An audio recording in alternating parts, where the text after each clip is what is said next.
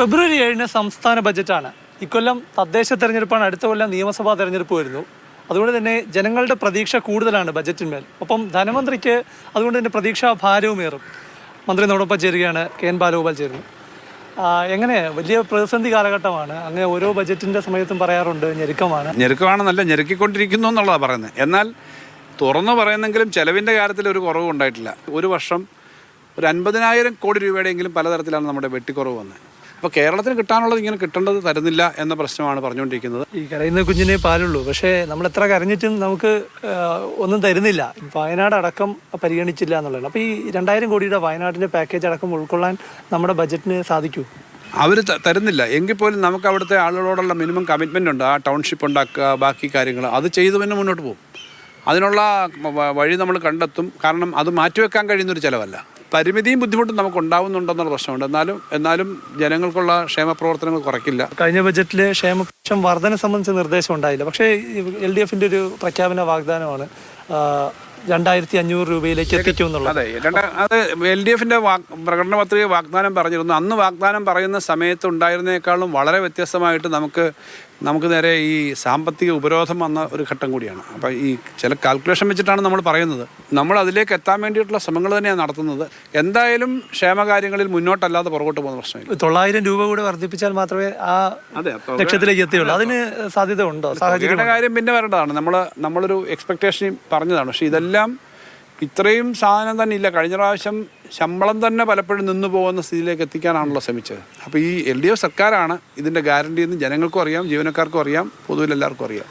കേരളം പുരോഗതിയിലാണ്. കാരണം പിന്നോക്ക സംസ്ഥാനമായി പ്രഖ്യാപിച്ചു കഴിഞ്ഞാൽ സഹായിക്കാമെന്നൊക്കെയാണ് കേന്ദ്രമന്ത്രി ജോർജ് കുര്യനൊക്കെ പറഞ്ഞത്. ശ്രീ ജോർജ് കുര്യൻ പറഞ്ഞത് നിങ്ങൾ വളരെ മുന്നിലാണ്, മുന്നിലുള്ള ആൾക്ക് തരാൻ വകുപ്പൊന്നുമില്ല, നിങ്ങൾ പിന്നിലായിരുന്നെങ്കിൽ ഞങ്ങൾ തരാമെന്ന് പറഞ്ഞതിനർത്ഥം നിങ്ങൾ ഈ ഇത്രയും പ്രതിസന്ധി ഉണ്ടായിട്ട് നിങ്ങൾ മുന്നേ തന്നെ നിൽക്കുന്നു എന്നാണ്. കഴിഞ്ഞ ബജറ്റുകളിലെല്ലാം തന്നെ നോൺ ടാക്സ് റവന്യൂവിന് കണ്ടെത്താനുള്ള സോഴ്സുകൾ അങ്ങ് പല മേഖലയിൽ കണ്ടെത്തി. ഇത്തവണയും അത് പ്രതീക്ഷിക്കാമോ? എന്തായാലും ഏത് കാലത്തും കാലോചിതമായ ചെറിയ വരുമാനങ്ങൾ വരുത്താതെ പറ്റില്ല. കാരണം 20 വർഷവും 30 വർഷമൊക്കെ ആയിട്ടുള്ള ഒരു ഫീസുണ്ട്. ആ ഫീസ് വർദ്ധിപ്പിക്കുക. അതിന് തുക വളരെ വലുതായിരിക്കത്തില്ല. ഇപ്പോൾ മദ്യത്തിൻ്റെ കാര്യത്തിൽ മുൻപ് മരിച്ചു നീന്ന മദ്യം, പക്ഷേ അതൊന്നും ഈ ഒരു ഫലപ്രാപ്തിയിലേക്ക് എത്തുന്നില്ല.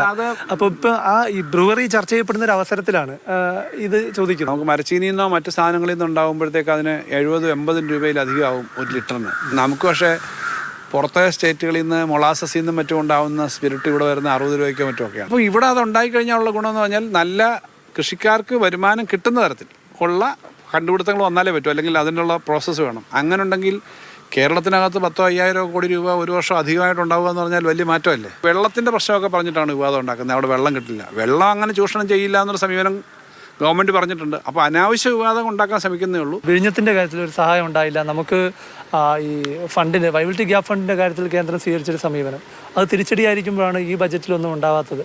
വിഴിഞ്ഞത്തിൻ്റെ കാര്യത്തിൽ സാമ്പത്തിക കാര്യം കൊണ്ടൊരു തടസ്സം ഉണ്ടാവാത്ത തരത്തിൽ കാര്യങ്ങൾ ഉറപ്പാക്കും. അതിപ്പോൾ തന്നെ 8,500 കോടിയിൽ 5,500 കോടിയും നമ്മൾ തന്നെ കണ്ടെത്തി ചെയ്യുന്നതാണല്ലോ. സംസ്ഥാന ഗവൺമെൻറ്റാണ്. സർക്കാർ ജീവനക്കാർ വലിയ അസ്വസ്ഥരാണ്. ശമ്പള പരിഷ്കരണം, പിന്നെ അതുപോലെ തന്നെ ഈ പെൻഷൻ പുതുക്കുന്നതുമായിട്ട് ബന്ധപ്പെട്ട പെൻഷൻ്റെ വിഷയം, ഒപ്പം തന്നെ മെഡിസെപ്പ്, ഈ വിഷയങ്ങളുണ്ട്.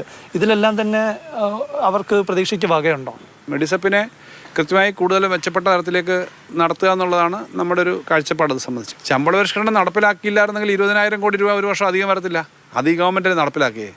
അത്രയും വലിയൊരു ചിലവ് വേറൊരു മേഖലയിലില്ലല്ലോ. ക്ഷേമ പെൻഷന് 10,000 എല്ലാം കൂടെ നോക്കിയാൽ, അല്ലെങ്കിൽ മറ്റുള്ള കാര്യങ്ങൾ നോക്കിയാൽ ഇത്രയല്ലേ വരും. അപ്പോൾ അത്രയും വലിയൊരു കമ്മിറ്റ്മെൻറ്റ് എടുത്തതാണ്. ആ കമ്മിറ്റ്മെൻറ്റ് നടപ്പിലാക്കും. അഷ്വേർഡ് പെൻഷൻ സ്കീമിൻ്റെ സമീപനം പറഞ്ഞു. അതനുസരിച്ചാണല്ലോ മുന്നോട്ട് പോകുന്നത്. ബജറ്റ് കണ്ടിരിക്കുന്നവർക്ക് ഒരു ഭാരം ഉണ്ടാകും എന്നൊരു പേടിയിൽ കാത്തിരിക്കേണ്ടി വരുമോ? ഒരാൾക്കും താങ്ങാൻ പറ്റാത്ത ഭാരം നമ്മൾ ഉണ്ടാക്കിയിട്ടില്ല. താങ്ങാൻ പറ്റാത്ത ഭാരം ആർക്കും വരാനുള്ള ഒരു സാധ്യതയില്ല. ക്യാമറ പ്രേംശശിക്കൊപ്പം പ്രശാന്ത് കൃഷ്ണ, മാതൃഭൂമി ന്യൂസ്, തിരുവനന്തപുരം.